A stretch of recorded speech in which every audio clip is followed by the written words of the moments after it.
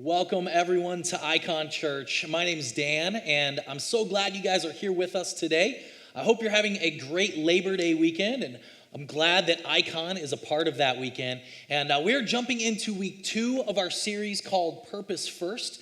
We started this last week, and it's based off of an incredible book called Profit First, and it's this business book, but there's these interesting principles that the author kind of brings up, and he talks about how oftentimes, though we have good intentions, sometimes our habits and our practices kind of work to counteract those good intentions. So we talked about how do we put purpose first? How do we kind of plan for that? How do we know ourselves well enough that we prepare for that? And essentially, this is what we said. We said we need to create a plan for how we plan to live with purpose. Because the reality is, for most of us, we plan to live with purpose, right? Like there are some things that we want to be true of our lives, and we've got these good intentions about life, but oftentimes good intentions fall short because we don't have a plan put in place to make sure that happens. In fact, sometimes there are moments in our life that sometimes our actions actually even work against our good intentions. Have you ever known anyone like this? I'm sure it's not you, but have you known someone else perhaps that maybe really wants to get good grades in school, maybe wanted to get good grades in college, but then constantly went out and didn't study and didn't work and, all of a sudden complained that they weren't getting good grades, and you're like, there's a reason for that. Right? Or maybe somebody talks about wanting to save money and, save for retirement and create this plan, but then they're like constantly going out to this movie and going out to dinner here and wasting their money on that thing. And they're saying, look at these knives I bought at 2 a.m. off TV, right? Like whatever that is. And you're going, there might be some practices, there might be some things in your life that are actually working against those good intentions. And that's what we're talking about. How do you take that into account? What do you do about that when you maybe plan to live with purpose, but you don't see that happening? And what I found is it was kind of interesting as I was thinking about this week. I came across an article that I thought was really interesting that I wanted to read part of it to you. You see, this article was talking about different employers, different managers, and some of their hiring practices and some stories of them hiring people. Now, these are people that legitimately wanted a job. Right? We all remember what it's like to go in for that job interview. You're nervous. You really want the job. You want to impress. You want this manager or this boss to like you. So, you put your best foot forward. You're making the resume sound as good as you possibly can. Right? Like you really just like stocked the shelves at like a grocery store, but you were like manager of inventory at a Fortune 50 company. You know what I mean? Like you're trying to find ways to make it sound as good as you can, right? And you go in and you have this intention to get the job. And then these managers wrote about some instances where there were some practices of those potential employees that actually worked against them a little bit. And these all happen to pertain around their parents, right? Parents, we want our kids to have good jobs, right? We want our children to get hired at good places of employment. Sometimes there's choices that we make that may not help our kids very much. And here's a few of the things a manager's actual stories have happened. The candidate opened his laptop and had his mother Skype in for the interview. Right? Like this would not work in your favor. Let me just tell you, if you're thinking about applying and you're like, my mom loves me. She knows I'm awesome, right? I just need her on Skype next to me. Or then there was this one. A woman brought a cake to try to convince us to hire her daughter, right? Listen, if I'm the one hiring, I'm not mad, right? Like I'm eating the cake, you're just probably not getting the job, And then there was this one, a father asked us to pay his son a higher salary. Probably just not gonna work, right? Like I know asking for a raise is intimidating, but having dad call in and ask just doesn't work. There was another one. One mom knocked on the office door during the interview and asked if she could sit in. Can you imagine? Like if I'm the child, I am like just mortified in that moment. I'm like, I'm just gonna fire myself. I'm out, like I'm walking out. This one struck a chord with me. Once a father called us pretending he was from the candidate's previous company and offered praise for his son. Right? Just like faked it, right? And this one for me, this like hits close to home. I kid you not. One time I was running a program where students would have to apply to get in the program. And this one student, part of the process was a phone interview. So I jumped in on this phone interview, and this student was sharp. Right? Like every question I asked, they had a great answer for, right? And I'm like going through all this stuff and I'm grilling them, right? And at the end of the interview, I'm like, this student's got it. right? Like they're great. They're going to be a great applicant. So we accepted them. They came. And I remember they drove in from California. They showed up. I went out to lunch with the family. And I sit down and I start asking the kid questions. And the kid's like, real, like, kind of like mumbling. I'm like, that's weird. Maybe he's really intimidated. And all of a sudden, like as I'm eating lunch, have you ever had like one of those conversations where you're having a conversation like this and then your brain is having another conversation like back here, right? Like that was me. And I'm like, this doesn't seem like the same kid like I talked to on the phone just a week ago, right? And I'm like, my brain, the gears are turning. And all of a sudden the dad speaks up and says a few things. And I'm like, oh, it was him, And it was this dad that called in and pretended to be the kid to get the kid off his plate. He was like, hey, the kid made it in the program. I'm like, we are free and clear. I was so mad, right? Like there was nothing I could really, I guess I could have kicked the kid out right there, but I'm like, I'm going to give this kid a chance just because his dad's a dummy. I'm going to give this kid a chance. And that one hits really close to home. I feel that one. And then there's this final one.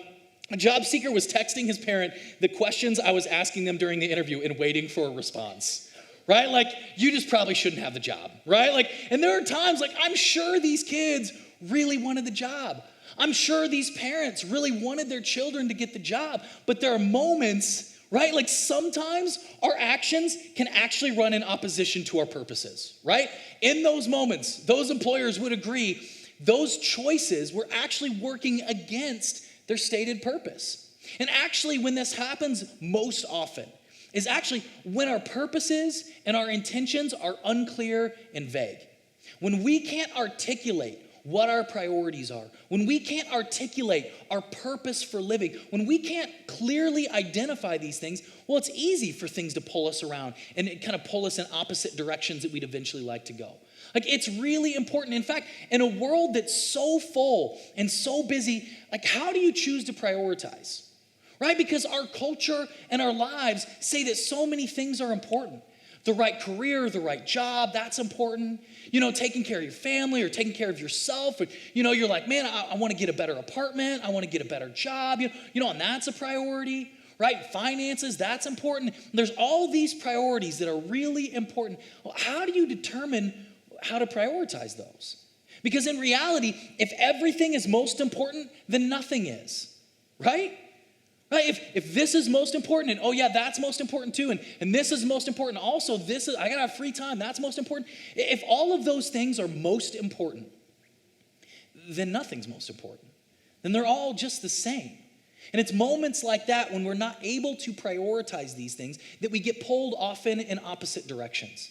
So today I'd like to talk about how do you choose what to prioritize? What are some things that we can prioritize over other things that will lead us towards putting purpose first in our lives? And these are some things that we want to focus on. And here's the deal. If you're in this room right now and you're a Christian, you're a follower of Jesus, today is for you, right? Because we're going to be looking at the life of Jesus and the teachings of the church and seeing what light is shed on these priorities and what Jesus might have to say about these priorities. But also, if you're in this room and you're not a Christian, you're unsure about this God thing, this Jesus thing, maybe you came because someone invited you, or maybe you've just been coming for a while and you're still unsure, I think today's for you too. I think what we're going to be talking about can apply universally to all of us here. So I want to challenge you to lean in today and listen, and maybe you might be able to take something away and say, man, I need to prioritize that in my life. So the first thing I'd like to talk about is how we need to prioritize contentment. And this one's huge, right? Because we live in a world that is so discontent. We live in a world that makes us think that we should always want more, always want better. And we experience this, don't we? Right? Like, we're scrolling Facebook, we're scrolling Instagram, and we are made abundantly clear of the life we don't have, right? Like, because what do? We always post like when we're living our best life, right? We don't post when the dog threw up and then the cat escaped and then like people are crying and the kids are crazy and you're going insane. Like, we don't post that, right? We wait until we're on the beach in a hammock with a drink with a little umbrella in it. That's when we tweet that out, right? We look at everyone else's best life and we compare our current life to what they're posting, and we feel like, oh man, that's a place I'll never go. Well, I could never afford that. I wish I could have those clothes or that thing, and we're so discontent. Or have you ever done this? Have you ever been like, maybe for you, like Pinterest is your thing, or you're watching like HGTV, and you realize how much your home sucks, right? And you're like, oh, my home is so lame, right? And you're like, oh, I wish I could do that.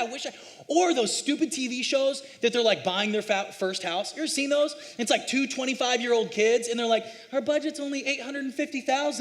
And you're like, shut up, right? Like, I didn't realize you were a drug lord or an arms dealer, right? Like, I don't know where HGTV's finding these people, but it's messed up, right?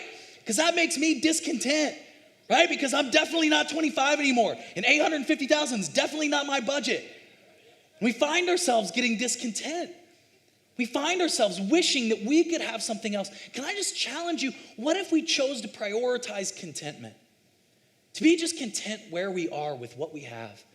Because it's contentment that actually cultivates that calm peacefulness in our souls. It's contentment that brings that about. And there's this apostle, there's this guy by the name of Paul. He was a leader in the early church. He talked about this. Because Paul had lived this life where he'd had the best that society has to offer. And he's been through pretty rough times as well. And Paul's writing this letter to this church, and he's saying, guys, listen, I know what contentment is like. And he says this. Here's what he says.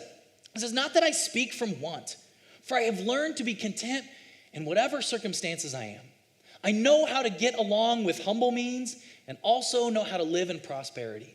He's saying, listen, I figured this out. And he's about to give them this key to contentment. And he goes on, he says this, in any and every circumstance, I have learned that the secret of being filled and going hungry, both having abundance and suffering need, is I can do all things through him who strengthens me.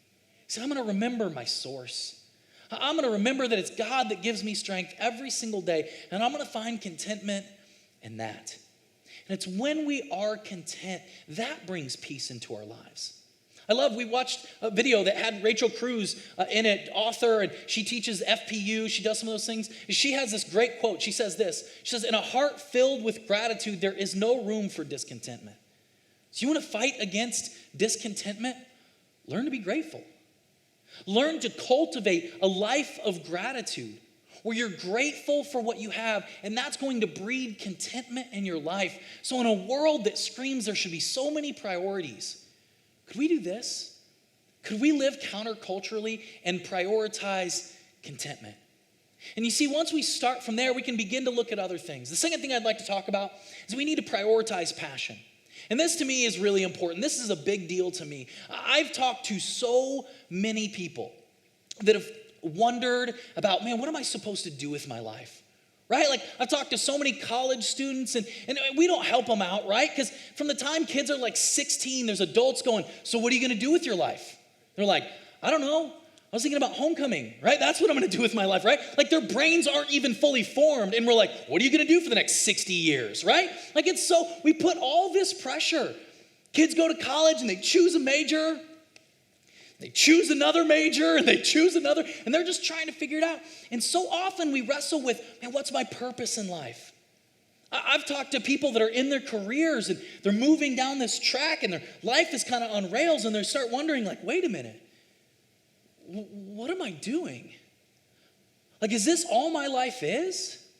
I've talked to people who are kind of getting done with their career, getting ready to retire, and they're looking at the second half of life going, what's my purpose now? What am I supposed to do with my life? And I think it's unfortunate that so often we think in terms of purpose, right? Like, we think that how it works is that God picked out like one thing for you, but it's like this secret that you got to figure out, right? And it's like some Nick Cage movie where you got to figure out some puzzle on some map and break into the National Archives, right? And we're like, I'm going to find my purpose. And it feels like this big, heavy thing. Well, I want to challenge you. Let's not look at it in those terms. Don't think in terms of what's my purpose. Think in terms of what's my passion. You see, because if I sat down with you over coffee and I began to ask you about what gets you excited, what are you passionate about? What are the things that you love in life? Like, what gets you just amped up? When someone says something across the room, all of a sudden you're like, wait, what? Like, I think that is a clue that God has placed in your life that speaks to directionality, right? Lean into your passions. Some of you need to find ways. I get it. You may not be able to change career paths. Well, what are some hobbies that you can get? What are some things that you can do on the side? Others of you, I've talked to people in this church that have made the leap, that have had a dream to start a business or do something, and they've just gone for it because it was a passion of theirs. It's that old proverb, right? Like find something that you love and you'll never work a day in your life, right? What's your passion? What gets you excited? See, I love this. In fact, there's this great book of wisdom in the Hebrew scriptures. And Jewish history tells us that a king by the name of Solomon wrote this. And Solomon was someone that historically had experienced all the wealth, everything this world had to offer. And he wrote this book of wisdom at the end of his life, kind of looking back. And quite honestly, a lot of the book's a little depressing and melancholy, right? But he's kind of looking back at life, offering some wisdom after having experienced everything. And here's what he says. He says, whatever your hand finds to do, do it with all your might. And then it gets depressing. For in the realm of the dead, where you are going, wah, wah, there is neither working, nor planning, nor knowledge, nor wisdom, right? I mean, what is he saying? He's essentially saying, you've got one life to live. You got one shot at this thing. So whatever you do, work at it with all your heart. May it be something that you can throw your whole self into, that you can be passionate about, that wakes you up in the morning, that's this driving force within you. Prioritize passion. And I love it that we've got people at this church that have done this. In fact, I love this. One of my friends I was talking to, he actually used to be pastor on staff here. Many of you guys know Benji Block. He's right over here. He's someone that's done this, right? And he's done this for a long time, really prioritized passion. And it was about a year ago that he and I started talking. He started talking about this passion that he had to start traveling and speaking and leveraging the gifts that God had given him to speak to at churches and schools and organizations. And he decided at the beginning of 2019 to take this leap of faith, to jump into that, to follow his passions. And he had this goal throughout the year to speak 26 different times in a year. Out of the 52 weekends, to speak half of those. And what I love is we got coffee this week. He's already accomplished that. This summer, already hit 26 times. And he's already looking for what's next. And what I love is he just continues to pursue passion. And in fact, as we were talking, he told me about something that he was going to announce today. And I was like, dude, I'm bringing that up. So I want to encourage you actually to check out, go to benjiblock.org/climb. He sent an email out to some of you. So check this out. And this is a picture of someone continuing to pursue their passions. To say, man, I'm passionate about this. I care about this. I love this. And they're just chasing after it. May we be people that actually pursue our passions, not just people that talk about our passions, but actually pursue them. And the next thing I'd like to bring up is another thing, probably one of the most important things that we need to prioritize, and that's we need to prioritize people. You see, when we get this is where the rubber really meets the road, right? We can talk about ideas and ideals, but really what we need to do is we need to prioritize people. And I get this one straightly by looking at the life of Jesus. If you look at the life of Jesus, what he does over and over and over is Jesus prioritizes people. See, Jesus, this may be a shocker to some of you, Jesus was a Jew. Shocker, I know, right? He's this Jewish man living in the first century. And not only is he Jewish, he's a teacher of the law. He's a rabbi. And rabbis, there is a lot of things that our culture prioritizes and it says this is most important, this is most important. In that culture, in that day and age, for all Jewish people, but especially for the rabbis, the thing that took ultimate priority was the Hebrew scriptures. It was the law. I mean, this was of utmost importance for Jesus' people of that day. That took, the top thing was prioritizing the law. This was so important to them that in Jewish literature, there's a thing called the Talmud, and they write about teaching children at a young age, about learning to obey and prioritize the scripture. For them, it was called the Torah. And here's this saying from the Talmud. It says, under the age of 6, would you not receive a child as a pupil? But from 6 upwards, accept him and stuff him with the Torah like an ox, right? This was a big deal. They're once a kid's under 6, let him be a kid. Let him go play. Let him go do it. They hit 6 years old and you stuff that kid like an ox with the Torah, right? Every single day you are feeding them Torah. This was the most important thing. But something was happening in the life of Jesus. There was these other religious leaders, these other Pharisees, and they were looking at Jesus and it seemed as if he was prioritizing something else other than the law.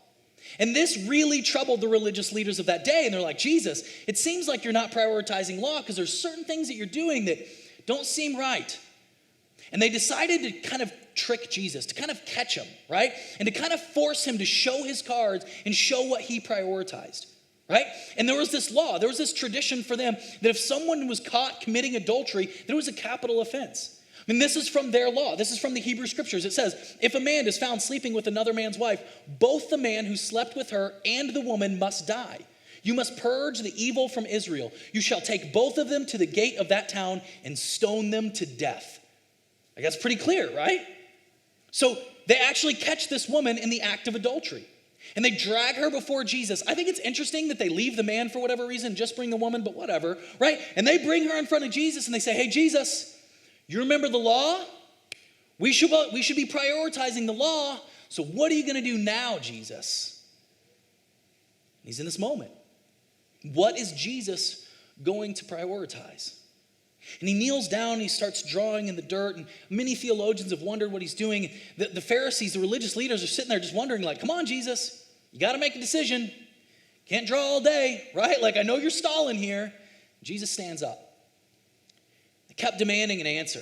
So he stood up again and said, all right, but let the one who has never sinned throw the first stone. Jesus says, okay, I will play this game. We'll obey the law. But I want the first stone to be cast, to be by someone who's never sinned. And one by one, we read in the Gospel of John that they begin to drop their stones. The oldest first and then the youngest. The oldest, probably the wisest, the most aware of their own sin in their own lives, the ways they've made mistakes. They realize, I can't be the one to cast the first stone. And one by one, they all leave until it's just Jesus and this woman. And as Christians that profess faith in Jesus, we believe the one person that could cast a stone in that moment is who? It's a sinless one. It's Jesus, right? Jesus is the one without sin. And Jesus asked the woman, he says, woman, where are your accusers? Don't they condemn you? She says, no, Lord, they're all gone. And Jesus replies, and neither do I condemn you. Go and sin no more. See, in that moment, Jesus shows us what he prioritizes. Jesus prioritizes people. In our lives, we must prioritize people. Listen, for those of you that maybe are a little bit younger in this room, maybe that one person at work or at school that constantly gets picked on, may you prioritize people. At work, that customer or that coworker that everyone makes fun of, that everyone picks on, that everyone kind of leaves out, may you prioritize people. That neighbor that drives you crazy, that never mows their lawn. First of all, I'm sorry. Second of all, like that person, may you prioritize people. What does it look like for you to serve them? When you're tired and you're exhausted and a friend calls you and needs someone, may you prioritize people.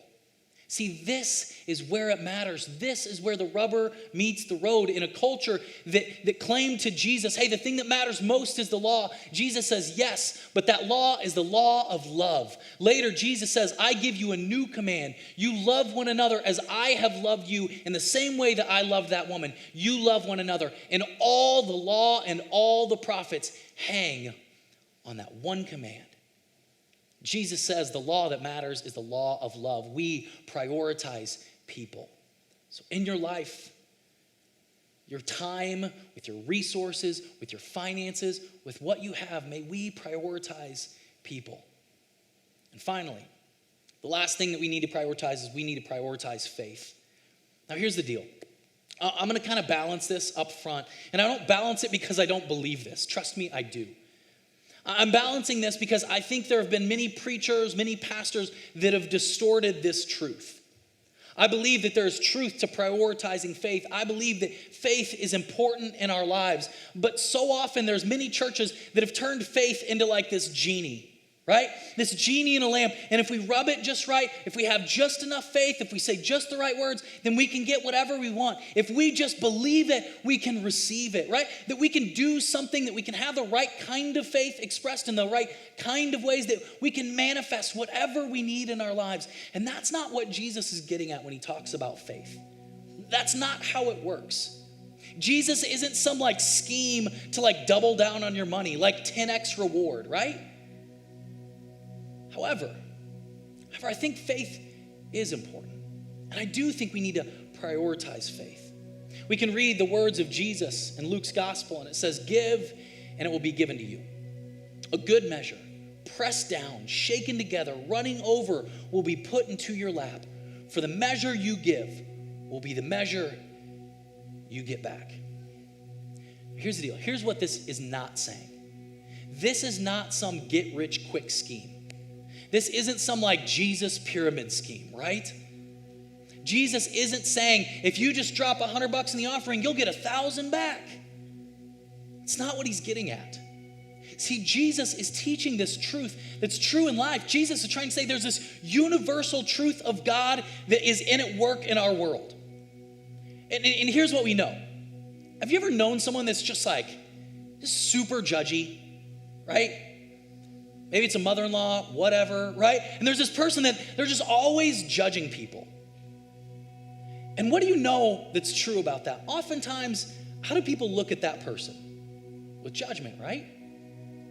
Because right before this, Jesus actually says, judge not lest ye be judged, right? Don't judge because you're going to be judged. Don't condemn, otherwise you'll be condemned.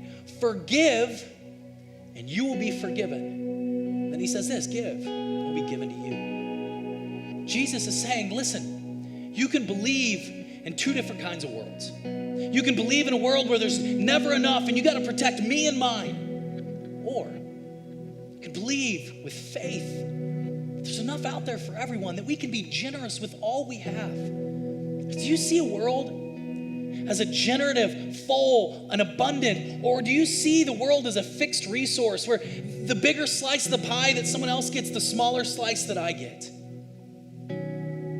You believe in a world that Jesus is throwing pies out left and right, that there's enough for everyone, that we can be generous. And what about that person you know that is just so generous in their life, in their words, in their actions, in their resources? They're always giving. They're always available. When they're in need, what happens? Don't you just want to run to that person, help take care of whatever you can? Yeah. Because the measure that you give will be given to you. It's this universal truth. May we prioritize that. Prioritize faith, believing the words of Jesus. Believing that when we forgive, we'll be forgiven. That when we give, it will be given unto us. The measure that we use in this world, the kind of world we see, will be the kind of world we experience. What kind of world do you want to experience? May we prioritize faith. So today I want to go back and look at these four things. Would you prioritize contentment? Maybe for you, that's the thing today. You know you need to be grateful. You've lacked gratitude in your life and you're realizing there is some discontentment in my life that needs to change. Or maybe for you, it's prioritizing passion. That you've been just kind of going down this road, not paying attention. You need to pay attention to what gives you passion in life and chase after that. Whatever that looks like for you, you decide to put intentionality towards those passions. Or maybe you know you need to prioritize people. You need to be reminded that that's what matters most. As we prioritize people, we follow the way of Jesus and we mimic what he showed us. Or lastly, maybe you need to prioritize faith. Maybe you felt like I got to hold on to what I have because if I let go of this, I'm not going to have enough for me. Maybe for you, what you need to do is you need to open up your hands and live open-handedly with your time, with your finances, with the resources, with your talents and abilities. And you believe that as I give, God's going to take care of me. This is a world that I can live in faith with, knowing that my needs will be taken care of. And as we do this, as we prioritize contentment, prioritize our passions, as we prioritize people, as we prioritize faith, may we be a people that decide on the front end. Right now, we've got good intentions, but let's make a plan for how we plan to live with purpose. May we be people that put purpose first. So I want to be reminded of this. So here's how we're going to close. In just a moment, the band is going to play one final song. We'll have some time to kind of process this, to think about this. And I want to challenge you, maybe you focus on one of these ideas and say, this week, when I walk outside those doors, I'm going to do something different. I'm going to prioritize people or passion. I need more of that in my life. I need to be grateful for what I do have. Whatever it is for you. When this song is sung, may you think about that and think about what you need to do as you walk out of here, because it's not enough for us just to have good intentions here. What's a plan we can put in place that we can actually live by when we walk outside those doors? Amen? As always, there'll be prayer team individuals on either side of the stage here. If you want someone to pray with you, whether it's about what you heard today or maybe you just need prayer about something in your life, I want to encourage you, they'd love to pray with you. While we move on, before we close out, in a moment, Dina will come up and dismiss us for the day. Before that, let's sing the song together and process what God's speaking to us. Amen? Let me pray for you. God, I just thank you so much.